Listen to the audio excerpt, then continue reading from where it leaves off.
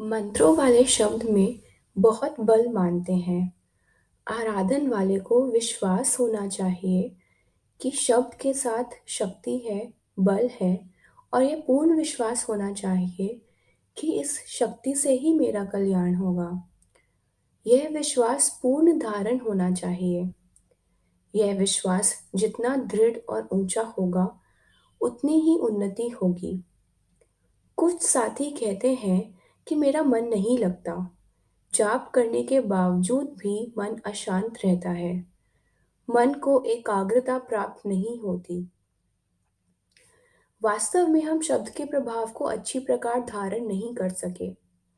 नाम देने वाले का कोई दोष नहीं। यह बात लेने वाले की अपनी भावना पर निर्भर है।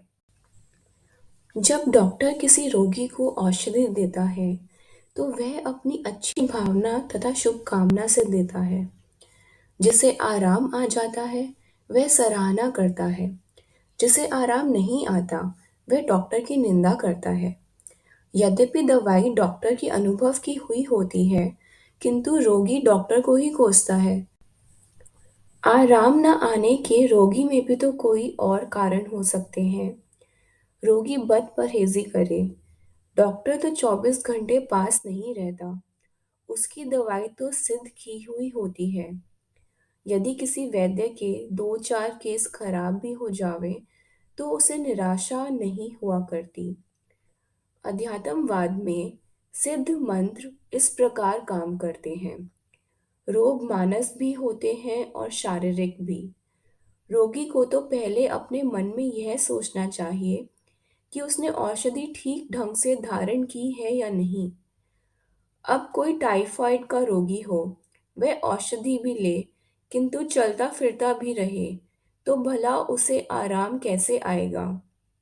और वह इसके लिए दवाई को बिना प्रभाव की बताए, तो उसकी भूल होगी। इस प्रकार से हमारे में कई खराबियां होती हैं। अपने मन को आप टटोलो, तलाश करो और देखो कि कौन सी ऐसी वृत्ति है जो मन को चंचल करती है। अपनी आत्मा को खूब टटोलो, अपने आप जवाब मिल जाएगा। देखो कि तुम्हारी आत्मा में या तुझ में कोई लोभ तो नहीं आ गया जिससे मन उखड़ गया। अपने से पूछो कि आज दिन भर कोई झूठ तो नहीं बोला। यदि बोला तो क्यों और कितना बोला। यह भी अपनी आत्मा में देखो कि क्या मैं पूरा आस्तिक भी रहता हूँ। और यह भी देखो कि क्या हमारा नाम पर पूर्ण विश्वास भी है या नहीं। मोह जंजाल में तो नहीं फंसे हुए। काम और क्रोध तो नहीं सवार रहता। ऐसी स्थिति तो नहीं रहती कि किसी गीत सुनाने वाले की ध्वनि में वृत्ति चंचल रहती हो आदि। वास्तव में जब तक रोगी ही अपने आप को ना टटोले, तो डॉक्टर बेचारा क्या करेगा। डॉक्टर ने कोई 8 पहर तो पास रहना नहीं। अपने आप को यह अवश्य देखो कि जिस नाम का मुख में जाप करते हो, उसके अंदर पूर्ण विश्वास की दृढ़ता भी है। पहले भरोसा होना चाहिए।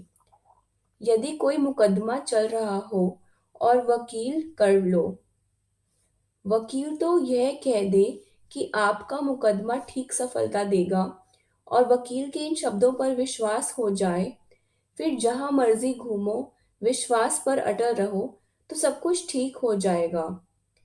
ऐसे ही माँ बाप पर विश्वास ही हुआ करता है। कई बच्चों को स्कूल के जीवन में ही विश्वास हो जाता है कि माता पिता कॉलेज में अवश्य पढ़ाएंगे।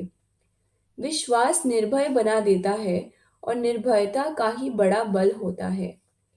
इसलिए यह विश्वास तो मन में आना ही चाहिए कि मंत्र मुझे सहायता देगा और इससे मेरा कल्याण होगा।